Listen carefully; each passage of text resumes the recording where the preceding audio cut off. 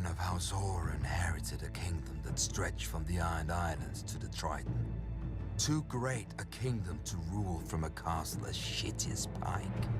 For 40 years, his Ironborn plundered the Riverlands for stone, timber, and slaves to build a seat worthy of him.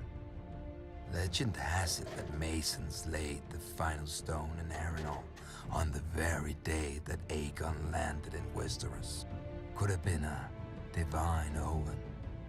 Could have been the masons wanted to fuck off before the dragons got there. They weren't the only ones.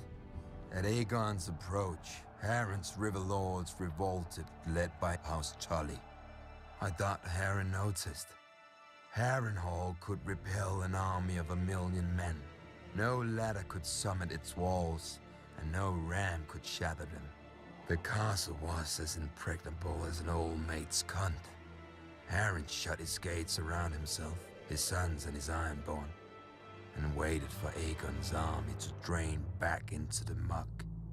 When Aegon finally saw the monstrous castle, he asked for parley. Harren granted it. Valyria had been the greatest empire the world had ever seen. Harren wanted to piss on its ashes. Yield now, and you may remain as Lord of the Iron Islands. Yield now, and your sons will live to rule after you. You see my army outside your walls. You see my dragons. What is outside my walls is of no concern. Those walls are strong and thick. Dragons fly. But stone doesn't burn. When the sun sets, your line shall end.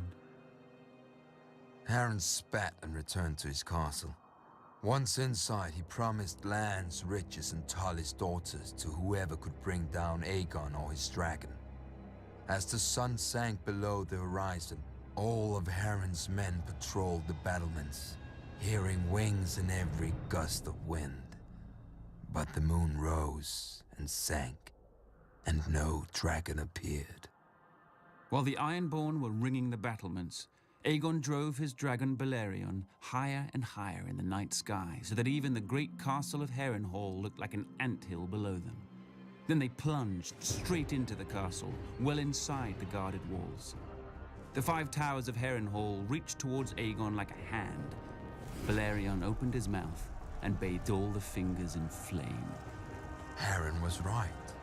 Stone doesn't burn, but men do, even when they're Ironborn. The dragon blasted my ancestors into ash that choked the survivors when they screamed. Harren's soldiers leapt from the battlements and died. They huddled against the walls and died. They fled across the yard and died. Harren and his sons took shelter inside the castle.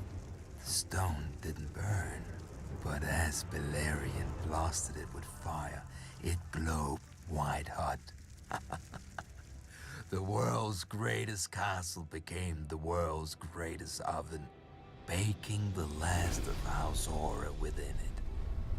Outside the castle walls, the towers of Harrenhal glowed red against the night and began to twist and melt like 5 huge candles, with liquid stone trickling down their sides like wax. The next morning, Aegon forged a new Riverlands. He named the rebel Edmund Tully as his Lord Paramount of the Trident and had the other river lords swear him fealty as their new liege. For centuries, House Hierro had terrorized the Riverlands. Under House Tully, the Riverlands would at last return to peace and prosperity. After the castle cooled enough to allow men inside, Aegon ventured into the ruin he'd made of Harrenhal.